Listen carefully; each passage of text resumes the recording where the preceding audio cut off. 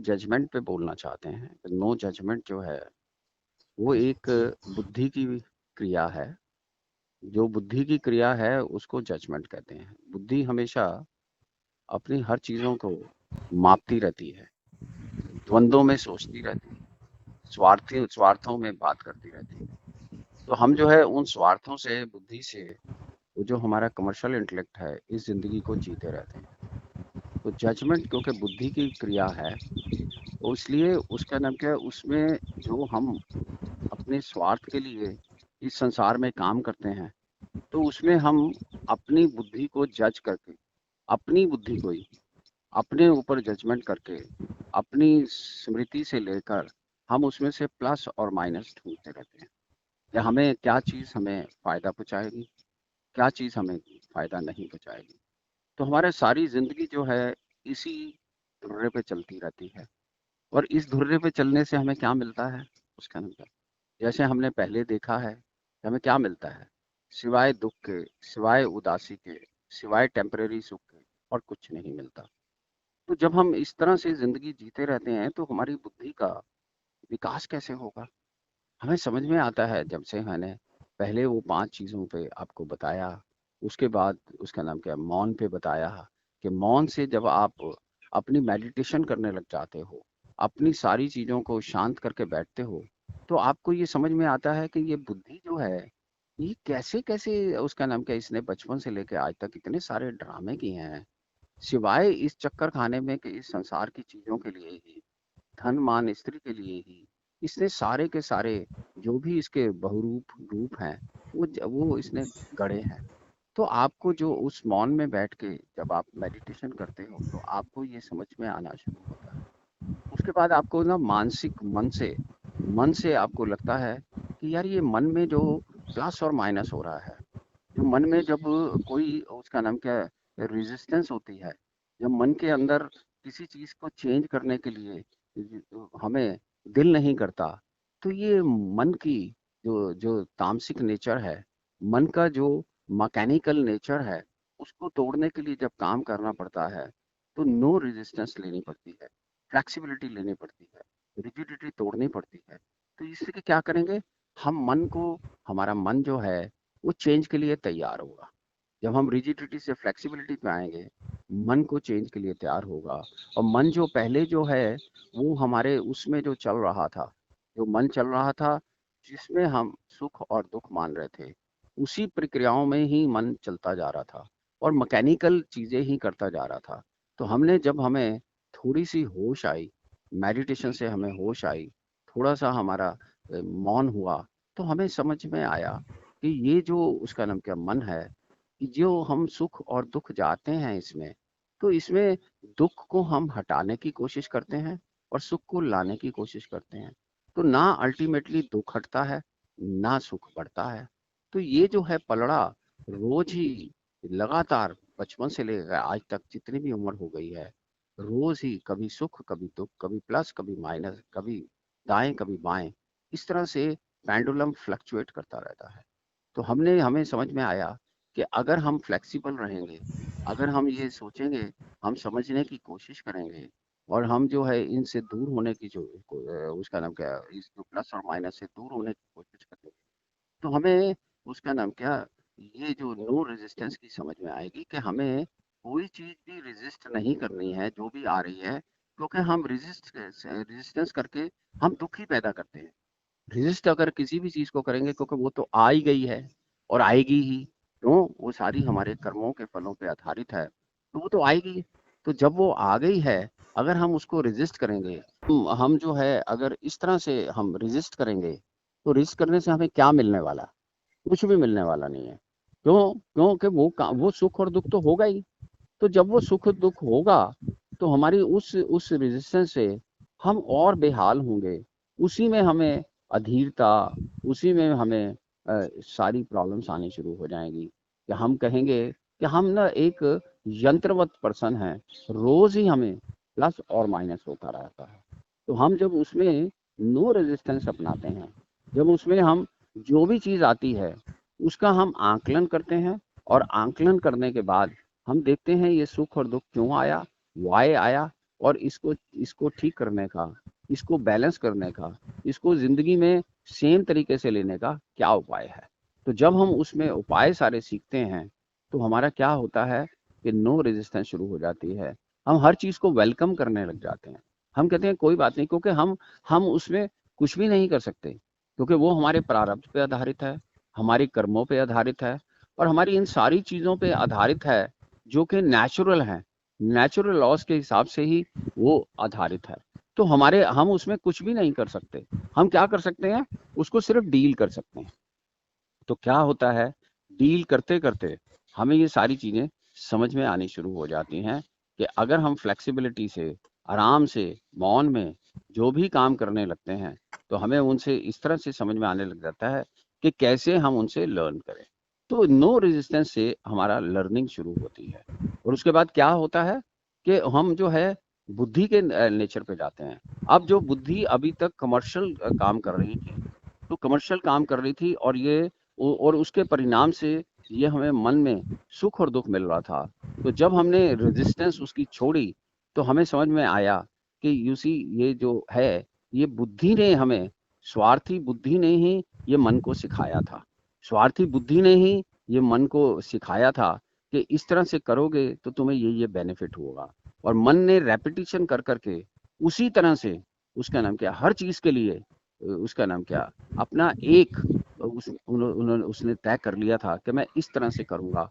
और वो अपनी, और क्या है, इन सब चीजें जो हैं मन की बेहोशी से या बुद्धि की बेहोशी, क्योंकि जो स्वार्थ हम कहते हैं बुद्धि का, इंटेलेक्ट करते हैं, असल में वो बेहोशी है। किस बात की बेहोशी है, स्वार्थ की बेहोशी है। इसी तरह से मन को जो अच्छा लगता है वो भी बेहोशी है, क्योंकि मन जो है उस बेहोशी में ही उसको मजा आता है। अगर उसको, उसका नाम क्या, अगर वो बेहोशी उसकी हट जाती है तो उसको समझ ही नहीं आता, अटपटा लगता है कि अब मैं क्या करूं। तो उस बेहोशी में ही, क्योंकि वो कोई चेंज नहीं चाहता, तो इसलिए वो बेहोशी में ही जीता रहता है। तो बुद्धि का जो ये चीज है, जब बुद्धि को ये समझ में आती है कि ये जो मन ने अपनाया है ये मेरी ही आदत अपनाई है, तो बुद्धि भी जागना शुरू करती है। बुद्धि भी अपने प्रति सजगता को यूज करती है और अपने को जज करना शुरू करती है। तो बुद्धि जब अपने आप को जज करना शुरू करती है तो उसको समझ में आता है कि ये सब कुछ जो है ये मेरे कारण ही तो हो रहा है। उसको जब समझ में आता है कि जब मैं ऐसा कमर्शियली सोचूंगा ही, तो कमर्शियल इंटेलेक्ट से सोचूंगा ही, तो अपना जो फायदा सोचूंगा, तो दूसरे का जो हमारे जो फायदा सोचूंगा और उसमें मैं कुछ भी करने के लिए तैयार हूँ जो नेचुरल लॉस के अगेंस्ट है, तो मुझे जो है कभी भी वो सुख नहीं मिलेगा जिस सुख की प्राप्ति मुझे है, तो उस चाहता हूं मैं। तो उसको समझ में आएगा कि अगर मैं स्वार्थ से निस्वार्थ बनूंगा तो उसका नाम क्या, तभी मुझे कुछ समझ में आएगा। तो वो क्या करता है, उसको एग्जामिनेशन करना शुरू कर देता है और अपने प्रति उसको उसकी अपनी सारी व्यवहार की, अपनी आहार की, अपनी समझ की जजमेंट शुरू करता है। जैसे वो अपनी जजमेंट शुरू करता है, वो बाहर से विमुख होकर अपनी जजमेंट शुरू करके वो क्या देखता है, वो देखता है कि सारा कसूर मेरा ही है, किसी और का कसूर नहीं है। उसका नाम क्या, क्यों, उसको जब ये सारी चीजें मैं स्वार्थी बनता हूँ, तो मुझको जब मेडिटेशन में उसको समझ में आता है, तो मैं क्या करता हूँ, अपने मन को, अब उसका नाम क्या, अव्यक्त मन को से जब वो अर्थ चेतन मन में आता है तो उसको मैं अशांत करता हूँ। अपनी अपनी वो सारी चीजों से मैं अपने मन वाइब्रेशन से मन को अशांत करता हूँ, और उस अशांत को शांत करने के लिए मैं इस संसार में काम करता हूँ। और जब मैं काम करता हूँ अशांत से शांत में, और मेरा शांत मन कैसे होता है, क्योंकि मुझे समझ उतनी ही थी कि शांत मन जो होगा, मुझे ये मिल जाएगा तो मैं शांत होऊंगा, मुझे धन मिल जाएगा तो शांत होऊंगा, मुझे कोई मान मिल जाएगा तो मैं शांत होऊंगा, मुझे परिवार में कुछ मिल जाएगा तो मैं शांत होऊंगा, मुझे ये विषय मिल जाएगा तो मैं शांत होऊंगा। तो वो अपनी शांत, अपनी हैप्पीनेस, अपना सुख इन छोटी छोटी चीजों में उसने बांटा हुआ था। और ये सारी जो वाइब्रेशंस उसके अंदर हो रही थी, जो स्पंदन उसके अंदर हो रहा था, जो उसने मौन में, मेडिटेशन में, साइलेंस में देखा, उससे उसको समझ में आया कि यार सारा का सारा कसूर तो मेरा ही है। तो उसने क्या किया, उसने नो जजमेंट पे उसने कहा कि मैं अब जो है, जो भी मेरी आज तक की जजमेंट थी, अब मैं उसको नो जजमेंट पे लेकर आऊंगा। मीन्स मैं उसको अभी वर्तमान में, प्रेजेंट में देखूंगा कि क्या मैं जो जो चीजें मैंने अभी तक सीखी हैं या जो चीजें मैंने करने की कोशिश किया है उससे क्या मुझे बेनिफिट मिला है। तो मुझे समझ में आएगा कि जो भी मुझे बेनिफिट मिला है वो बाद में दुख में ही कन्वर्ट हुआ है। इसका मतलब कहीं ना कहीं मेरी थिंकिंग में गड़बड़ है। उसका नाम क्या। तो जब वो ये सारी चीजें सुनना देखना शुरू करता है तो अपनी थिंकिंग की गड़बड़ को देखना शुरू करता है। कैसे देखता है वो जो भी उसने अपनी स्मृति में, जो भी अचेतन मन में जो भी उसने आदतें डाली हुई थी उसकी जजमेंट शुरू करता है, उसका रिव्यू शुरू करता है। और रिव्यू किस में होगा? वर्तमान में होगा, प्रेजेंट में होगा। तो जब वो प्रेजेंट में उसको रिव्यू करता है तो वो देखता है कि जो भी मैंने डाली हुई हैं चीजें, जो भी ऑटोमेटिक चीजें हो रही हैं वही मेरे दुख का कारण है। तो उसको क्या है, और इसको अगर मुझे सुख का कारण बनाना है तो मुझे हर चीज को रिव्यू करना पड़ेगा। उसका नाम क्या। तो अपनी जजमेंट स्टार्ट करता है वो, अपने उसका नाम क्या, प्रतिक्रिया स्टार्ट करता है, अपनी बुद्धि की क्रिया स्टार्ट करता है। और जब बुद्धि को, और वो क्या करता है, उस बुद्धि की क्रिया कैसे स्टार्ट करता है, वो जो उसने मौन में सीखा था, जो उसने नो रेजिस्टेंस में सीखा था, और जो उसने वो सारी चीजें सीखी थी उसने उसका नाम क्या, एक्सेप्टेंस में, कंटेंटमेंट में, गिविंग हैप्पीनेस में, तो उसका नाम क्या, नो एक्सपेक्टेशन में, और फॉरगिवनेस और फॉरगेट में जो सीखी थी, उन सारी चीजों के बल से, उन सारी चीजों के बल से वो प्रेजेंट में उस सारी चीजों को रिव्यू करना शुरू करता है कि वो क्या कर रहा है जिंदगी में। वो उसका नाम, वो उसके क्या नियम है, क्या उसने नियम बनाए हैं, जो भी उसने नियम बनाए हैं, क्या किसी चीज में उसका नाम क्या, उसके कोई नियम ऐसे हैं कि जो वो जब वो रिव्यू कर रहा है तो उसमें खुश हो रहा है कि ये सारे नियम उसका नाम क्या जो मैंने बनाए हैं वो ठीक है। पर जब वो रिव्यू करने बैठता है तो उसको कहीं भी शांति नहीं मिलती, वो और अशांत हो जाता है।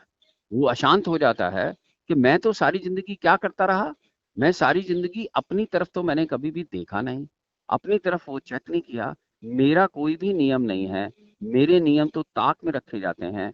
जब मुझे जो भी चीज इस संसार में चाहिए, धन मान स्त्री वस्तु व्यक्ति पद स्थान या विषय चाहिए, उसके लिए मेरा, मैं कोई भी नियम तोड़ देता हूँ, मेरा कोई नियम नहीं है, मेरे कोई प्रिंसिपल्स नहीं है।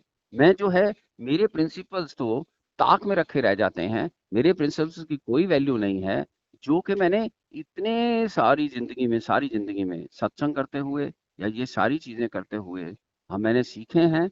और सीखते हुए मैंने पाया है कि ये गुण है। मैंने वो गुणों को, जो कि उसका नाम पॉजिटिव गुण थे, उनको अपनाया ही नहीं, सिर्फ शब्दों में अपनाया है।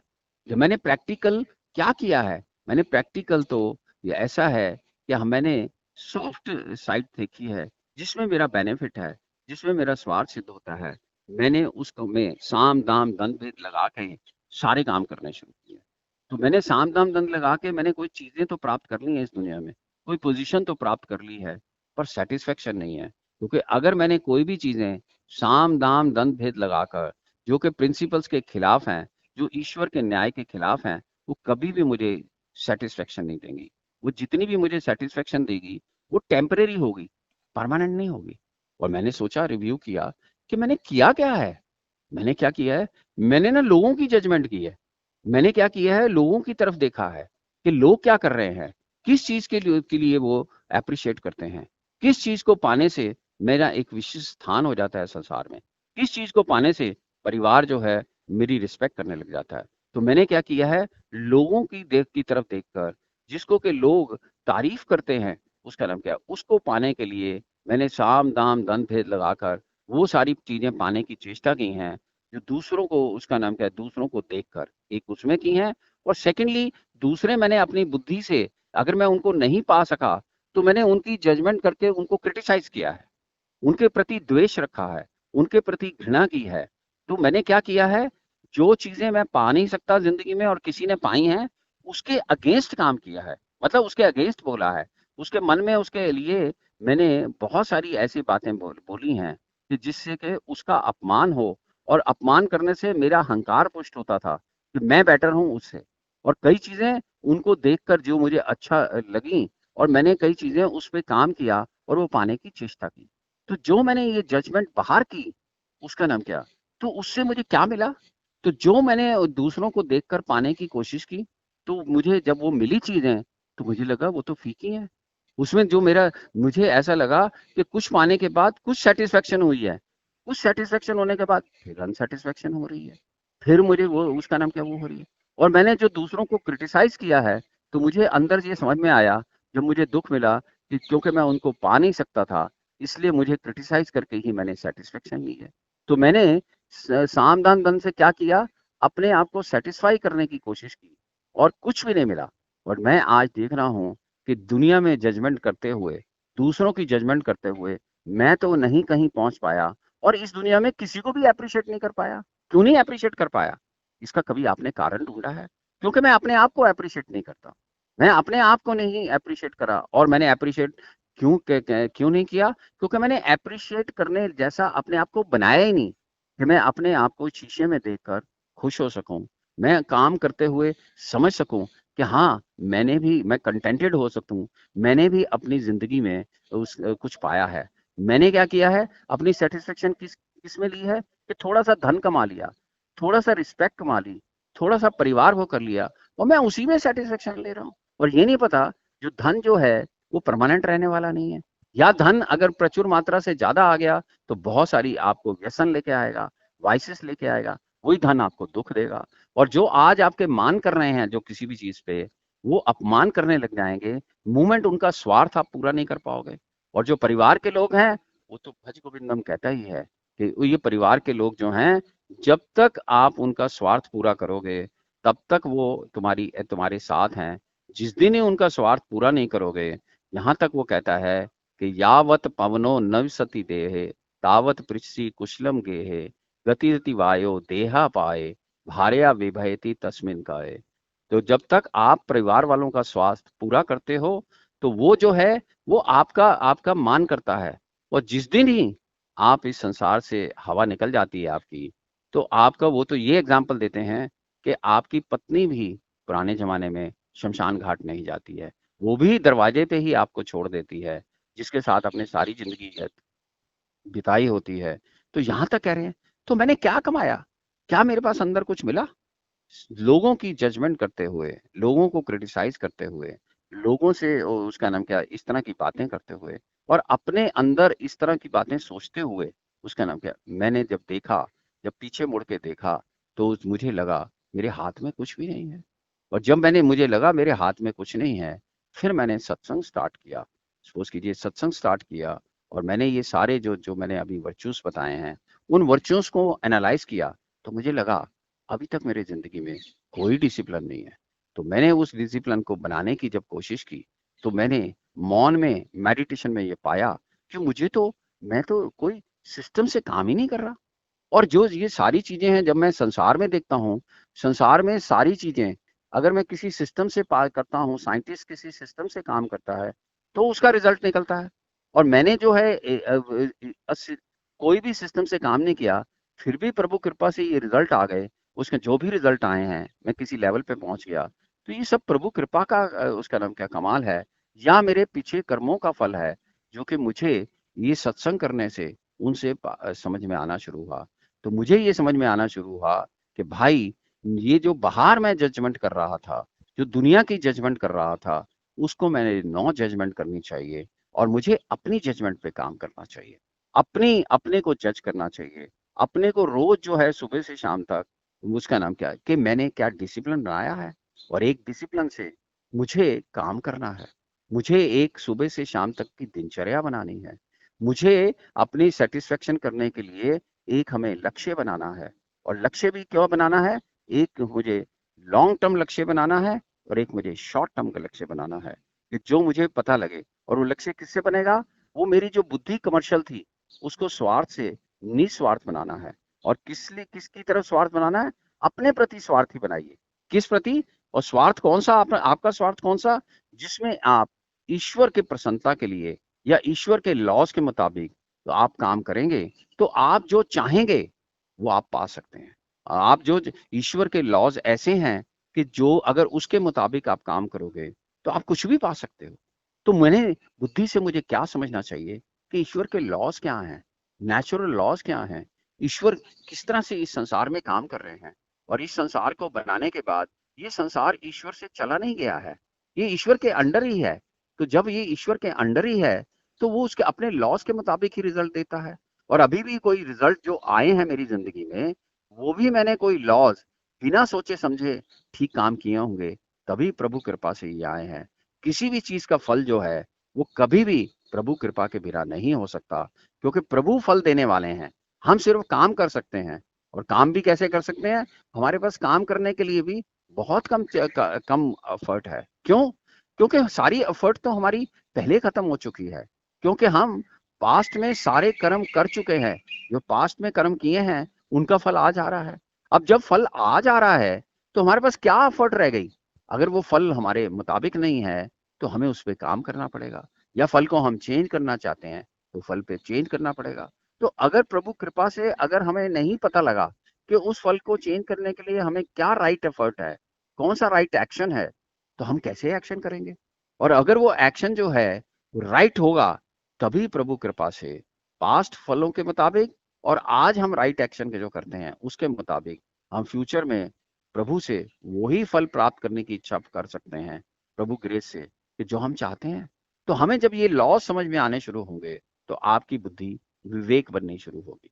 आपकी बुद्धि का अपने प्रति जब इस तरह से सजगता आपको आएगी, होश आएगी, निस्वार्थ बनोगे, तो उसका नाम क्या, संसार के में जो स्वार्थ से जी रहे थे, जिसके लिए आप साम दाम दंड भेद कर रहे थे, उसके लिए उसको छोड़कर जो उसके नेचुरल लॉज हैं, निस्वार्थ भाव से कि मैं जो नेचुरल लॉज हैं उसके मुताबिक ही काम करूंगा, क्योंकि मुझे पता है नेचुरल लॉज जो हैं, जो ईश्वर के लॉज हैं, उसी से मुझे राइट फल प्राप्त होगा। ये ठीक है कि मैं कौन सा फल चाहता हूं और उसके लिए राइट एफर्ट क्या है, ये समझना जो है आपकी विवेक बुद्धि का काम है कि क्या है, मुझे राइट वे ऑफ थिंकिंग क्या है राइट वे ऑफ थिंकिंग।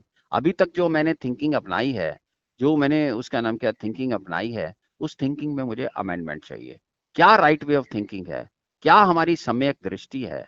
तो सम्यक दृष्टि जो है means right way of thinking है। उसी से हमारे अंदर जो अगर जो विचार उठेगा बुद्धि में, जिसको सम्यक संकल्प कहते हैं, तो उस विचार से हम जो है सम्यक एक्शन कर सकते हैं, सम्यक कर्म कर सकते हैं। तो जब हम इस तरह से अपने अंदर सारी की सारी चीजें रिव्यू करेंगे तो हमें इन सारी चीजों का पता लगेगा।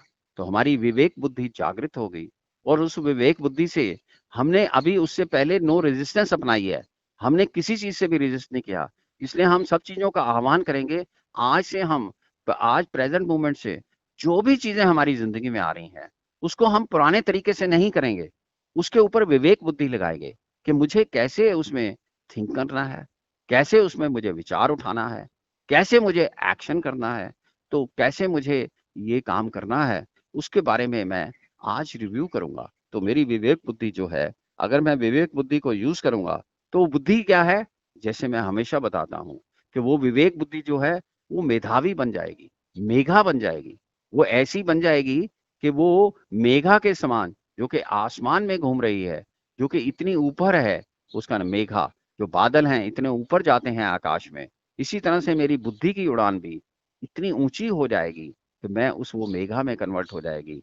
तो विवेक बुद्धि से भी मैं ऊपर जाना शुरू होऊंगा। ऊपर जाऊंगा तो और एग्जामिनेशन करूंगा और मेरी डेप्थ बढ़ेगी।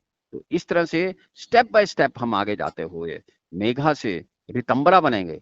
वो हम उसका अंबर तक पहुंचने की कोशिश करेंगे और रितंबरा से प्रज्ञा की तरफ जाएंगे। और जब हम प्रज्ञा की तरफ जाएंगे तभी हमें समझ में आएगा कि उसका नाम क्या, कि क्या हो रहा है इस जिंदगी में। उसका नाम क्या, ये जिंदगी का मेन फलक्रम कहाँ पे है, कहाँ से ये सारी जिंदगी चल रही है, कहाँ से इसकी एनर्जी आई है, कहाँ से इसकी चेतनता आई है, कहाँ से ब्रह्म कैसे काम कर रहे हैं। अब इन सारी चीजों का पता लगेगा। और इन सारी चीजों का जब पता लगेगा, उसका टेस्ट क्या है, उसका टेस्ट क्या है कि ये सारी चीजें हो रही हैं कि नहीं हो रही।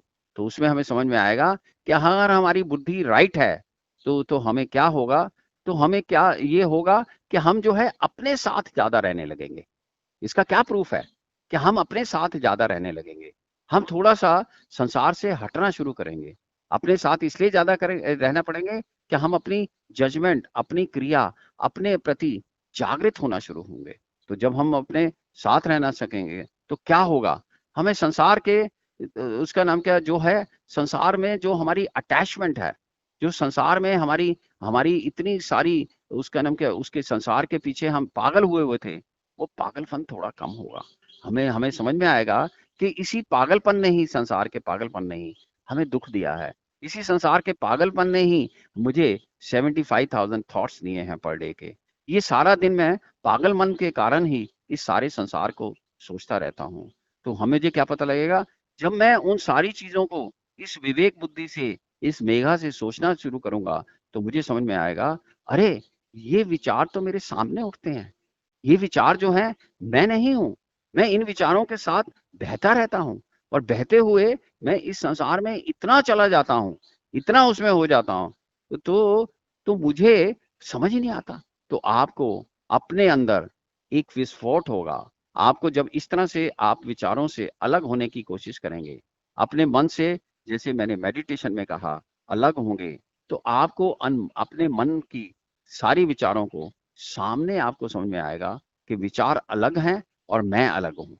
तो जिस दिन आपको ये समझ में आया कि विचार अलग हैं और आप अलग हैं, जैसे ही आपको उसकी दूरी मालूम हुई, उसका नाम क्या, या रोज उसके ऊपर अवलोकन करके, रोज उसके ऊपर क्रिया करके मालूम हुई, तो आपको लगेगा कि ये तो, अगर मैं विचारों से अलग हूँ, अगर मैं किसी चीज से भी अलग हूँ, तो मैं उसको कंट्रोल कर सकता हूँ, मैं उसको मोड़ सकता हूँ, मैं उसको तेज कर सकता हूँ, मैं उसको कम कर सकता हूँ, मैं उसको खत्म कर सकता हूँ।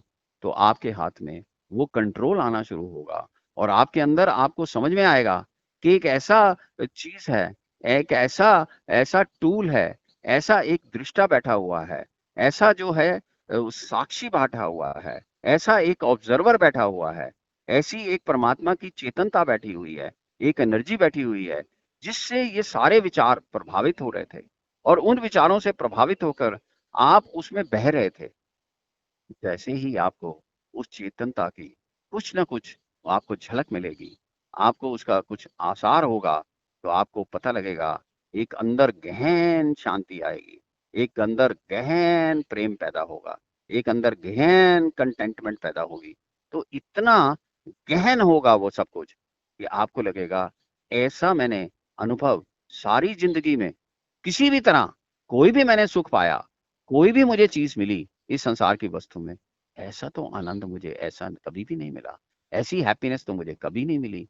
मुझे ऐसा लगा जैसे सारा बोझ हट गया है, मैं इतना हल्का हो गया हूँ, मैं इतनी इतनी इतना जो है, मैं लाइट हो गया, और इतना मेरे अंदर ऐसा बह रहा है कि कुछ बह रहा है, कुछ ऐसा लग रहा है, कुछ अंदर चल रहा है, और मैं उस चलने को देख रहा हूँ, और उस चलने को देखकर उसकी अनुभूति कर रहा हूँ, उसको महसूस कर रहा हूँ, और उस महसूसियत में मुझे ऐसा लग रहा है, मुझे इस संसार से मैं नहीं जाना, मुझे इस संसार में जाने से, ये जो मेरे अंदर अब म्यूजिक बज रहा है, ये जो नाद बज रहा है, जो अंदर सेलेस्टियल म्यूजिक जिसको कहते हैं वो बज रहा है, संसार में तो शोर है। तो आपको समझ में आएगा, संसार में जाना आपका कम होना शुरू हो जाएगा, अपने साथ बैठना ज्यादा हो जाएगा, और सारी की सारी जजमेंट अपने साथ करने लग जाओगे। रोज जज करोगे अपने आप को, क्या मैं कल से आगे गया, क्या मैंने आगे कुछ पाया। तो आप क्या है, वो जब सारे संसार में एक डिसिप्लिन से जियोगे, तो उस जो अंदर आपके वो साक्षी या चेतनता है, उसके दर्शन आपको होने शुरू हो जाएंगे। और जैसे जैसे आपकी बुद्धि रितंबरा से प्रज्ञा बनेगी, तो आप ना उसके साथ ही, जो प्रज्ञा है, प्रज्ञा के साथ ही, प्रज्ञा जो है उसके साथ ही जुड़ के बैठ जाएगी, जो आपका चेतनता है, ऑब्जर्वर है, उसके साथ बैठेगी। और वो जो है अज्ञेय है, उसको इन इंद्रियों से, इन इन मन से, इन बुद्धि से जाना नहीं जा सकता। पर जब आप नो जजमेंट करोगे संसार की, और अपनी करोगे जजमेंट, और इस तरह से अपने अंदर चुपचाप बैठोगे, तो जो वो अज्ञेय है, जो अपने आप अपने तरफ से जान नहीं सकते, तो वो जो है अपने आप ही, अपनी मैग्नेट अवस्था से, क्योंकि आप क्या है, अभी आपको संसार ने खींच रखा है। आपका जो अहंकार है, वो संसार में, संसार मैग्नेट है, और आपके अहंकार को संसार खींच के ले जाता है। और अभी क्या होगा कि अंदर वो चेतनता, वो ऑब्जर्वर, वो ईश्वर का अंश एक मैग्नेट की तरह से काम करेगा, क्योंकि आप संसार के मैग्नेट से छूट गए हो। तो अब क्या होगा, आप ऐसी नॉर्मल अवस्था में हो कि अब आपको कोई भी ले सकता है। तो वो जो प्रभु का अंश है, आपको मैग्नेट की तरह से खींचेगा, और ये अहंकार खिंचता हुआ उसके साथ वन हो जाएगा।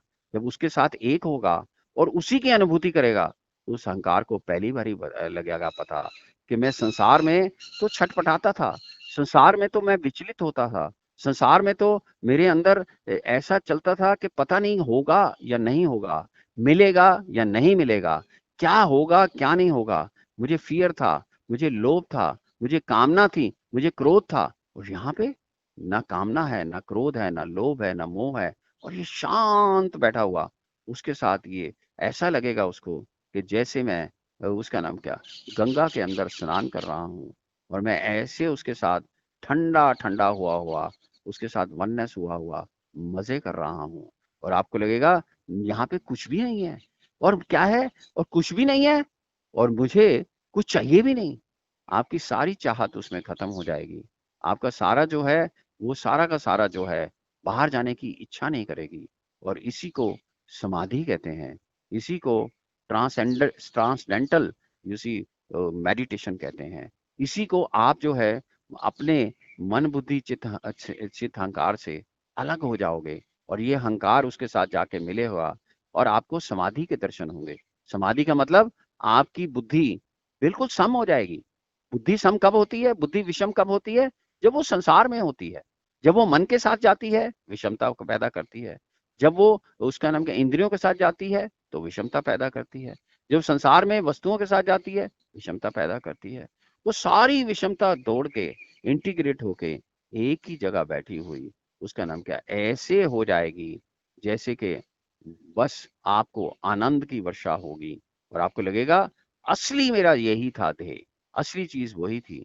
तो आपको उसके दर्शन होंगे, दर्शन होके आपको पता लगेगा कि अरे मैं मूर्ख, सारे जिंदगी संसार की जजमेंट करता रहा, अब मैं संसार की नो जजमेंट, मैं कुछ भी नहीं करूंगा संसार की जजमेंट, ना मैं संसार की तरफ देखूंगा किसी जजमेंट की, मैं कोई भी चीज संसार की तरफ नहीं देखूंगा, और मैं जो है रोज बर रोज अपनी जजमेंट करता रहूंगा। अपनी जजमेंट का मतलब अपनी एड ऑन करता रहूंगा, रोज आगे, रोज उस अहंकार को उसके पास लेके जाऊंगा, बाहर बैठूंगा और वो मुझे रोज लेगा, रोज मैं उसके दर्शन करूंगा, रोज मैं समाधि में जाऊंगा, रोज उससे वननेस होगी। और जब मैं उस वननेस से लौट के आऊंगा, जब मैं उससे लौट के आऊंगा और इस संसार में अपने कर्तव्य का पालन करूंगा, तो उस कर्तव्य को पालन करते हुए भी संसार में मुझे कुछ नहीं चाहिए होगा।